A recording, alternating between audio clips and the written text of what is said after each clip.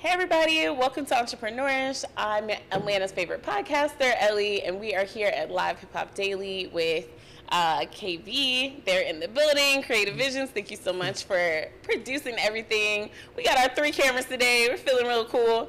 And we have Renee in the building. What's up, everyone? She is a director. We met at Coalitions. I'm shouting them out right now because I'm actually having a premiere there in September. So very, very excited. And I want you to introduce yourself to everybody. Before we get into these trends, we got to talk about the Barbie movie. We got to talk about your movie that you have coming up. We got a lot to talk about, so let's go. All right, hey, what's up, everybody? My name is Renee. Sometimes I go by Nene, the director. I'm originally from the Midwest, Indianapolis, 317. Okay. Moved down here about 2 years ago. I'm a writer, director, producer. I pretty much do a lot of stuff in the film industry. I'm like an artsy, and you know what I'm saying? I'm artsy, you know what I'm saying? I even tap into a little bit of poetry too. Okay. No, don't put me. She was like, wait. I'm not now, you know what I'm saying? But yeah, I'm pretty much I'm a lover of all the arts and stuff like that. So yeah. I love that. No, what struck me when we met was that you said that you really did everything for a film and you put your whole entire budget, time, everything into this film. Blood, sweat, and tears. Right. And it paid off. And I really wanted people to hear your story. So, before we get into that, we got to talk about the Barbie movie. But that's what we're going to talk about when we get into these questions, y'all. Like, we got to talk about how much it takes to really live your dream. That's why this week's episodes are called Dream Chasers. This is not easy. This is not something that you can just pull up and do. This is not just something that you just say, hey, I have a dream, it's going to work out tomorrow. No, that's not how shit goes. So we're going to talk about it for real today because I want y'all to keep going. We all feel discouraged. We all have to maybe pick up another thing to keep our dream going, but she is proof that it works, okay? Ooh. Proof, okay? It's still a journey there. Huh? I'm not at Tyler Perry status yet. You know what I'm saying? Oh really man, you right. Tyler Perry is a whole. He's a whole. Yeah. I'm just trying to get a little bit right, on like a little bit. Like I want to be right here. That's how I feel. People be like, I'd be like, I'm trying to get to Oprah level. They're like, who else is on Oprah level? Exactly. I was like, me next. Okay, so let's talk about this Barbie box office. People are projecting that this movie is going to make $100 million in its first weekend. How do you think that's about right? Because, I personally have seen so much marketing for it. Right. That's what I'm saying. With them doing how they've been marketing it, yeah, I can see that happening. You know what I'm saying? Yeah. Are you excited to see it? A part of me is excited. I'm actually a really girly girl. I'm actually really, really excited to see this movie because I don't know, like I grew up with Barbies, but my mom was one of those moms who wouldn't let me have a white Barbie. I could only get the black ones. And so she used to buy me like collector's Barbie. She still has one. It was the 1996 Christmas Barbie. Okay. She's in this big ball gown and things like that. And that used to sit in my room, like on the top of a shelf, is like this thing you couldn't touch. And for me, I always thought she was so elegant and beautiful, and she just had the greatest cars and the greatest house. And I was like, who didn't want to be Barbie? And now we get a real live action version of it, and they're not just making her like fake, they're turning her into a real like person, and I thought that was really cool. Yeah, it's the Girl Boss movie. So I definitely, I kind of want to see it too. You know, especially I'm a fan of Issa Rae, so gotta support. You know what I'm saying? Exactly. So I was like, oh, so now she gonna be in Barbie? I bet I'm there. So you're there for Issa Rae. Yeah. Like, I also love when they do movie trailers. You have no idea what the fuck the movie's about. Right. I feel like I'm just going because it's Barbie. I don't know the plot. I don't know where we're going with it. It's just Barbie and Ken is in there somehow. That's all we know. There's some dancing. Like, I think some singing too, ain't it? Is there some singing? But I love that. I love how you could project $100 million off of nobody knows why they're fucking going. Right.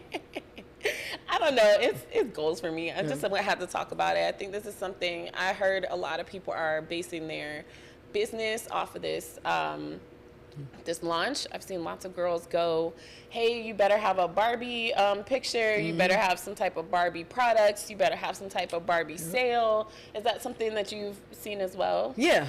Like I said, the advertising is ridiculous. So with them projecting those numbers, I can see that possibly happening because people are just going to be like, I just want, like you said, I don't know why I'm going to see it, but I'm going to see it. I'm going to see it.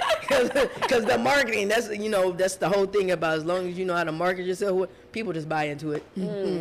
So, okay, when it comes to, let's talk about your movie. It's Friends, Lovers, and Secrets, right? And that's a series. Yeah, it's a series. It's on too. Yeah, season 1 is on. Okay, so I did that back in 2019, back in my hometown of Indianapolis. So, you know, it was kind of like a small engine that could, you know, basically low budget. I ain't gonna, you made it. Yeah, I made it. You know what I'm saying? Like, you know, shout out to everybody that was a part of it, and then of course all the dope businesses that allowed me to come in there and shoot. You know what I'm saying? From the pizza spots to the boutiques. What else? Oh, I'm gonna tell this little story. I did like a run and gun shoot. Like I shot at the airport. What? Yeah, as an airport scene. Everybody, like people that had seen it, they was like, how you get access to the airport? I was like, this is what we did. So, you know how like you have the departures and arrivals. So we kind of parked kind of towards the back, and I was like, I knew how the scene is gonna be. Like, yo, I need you to jump out, do this. I told the actors like, okay, we're gonna do this, and we did it. Like, I don't know, I think we did like about 4 or 5 different takes because we had to do different angles and stuff. Nobody didn't really bother us. You know what I'm Really? Were saying? y'all inside the airport or on the tarmac? No, Like, we where was were you? we was in like the tarmac. We didn't actually go. What?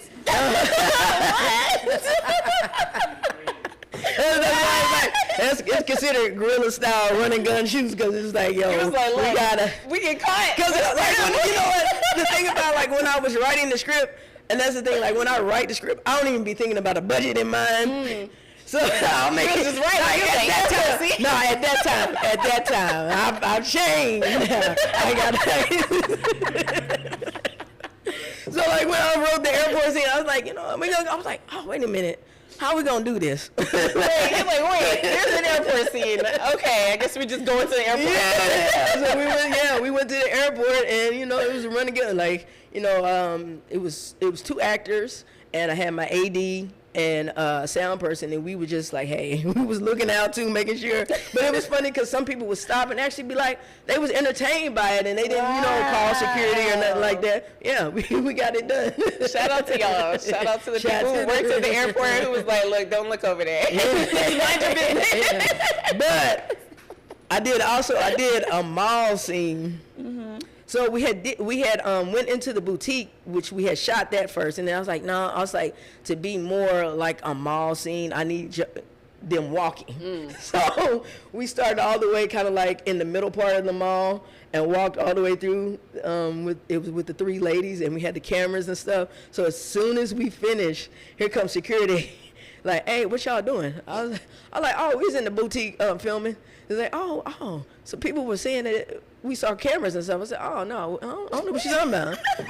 Because, you know, like, technically, we was once again, that's why I said that was independent, low budget. Yeah. We had to run and gun. We had to do what we had to do. Because, like I said, the time when I was writing the script, I wasn't thinking about budgets. Yeah, you was like, look, I we gonna make it happen. hear all this. Yeah, I love that. Yeah, I love that. I was gonna make it happen. So what gave you that make it happen attitude? Because I don't think everybody is like thinking, yeah, I'm just gonna hop on the tarmac at the airport and get my dream done. Like, how do you get that confidence, or is it just like, look, this shit's gonna happen? Like, that's just me. I'm always kind of just like, I'm just gonna make it happen. Because like that. Back in 2016, when I decided to leave corporate America and pursue my dreams, I'm like, yo, I gotta make this happen. Like, my thing is, I'm not going back to corporate America. You know what I'm saying? Like, I'll go get a part-time gig just to do whatever.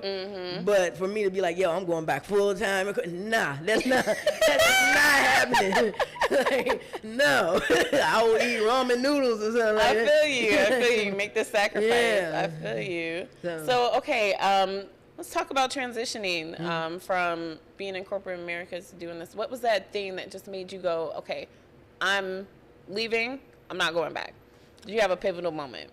Yeah, my son, having my son, and I think he about 2016, he probably was like 7, 8, and I'm thinking about how I'm teaching him, like, you know, go after your dreams. You know, I'm speaking all that to him, and then it just one day I'm at work. I was like, you know what, I'm not, because my birthday's in November, so January 2000.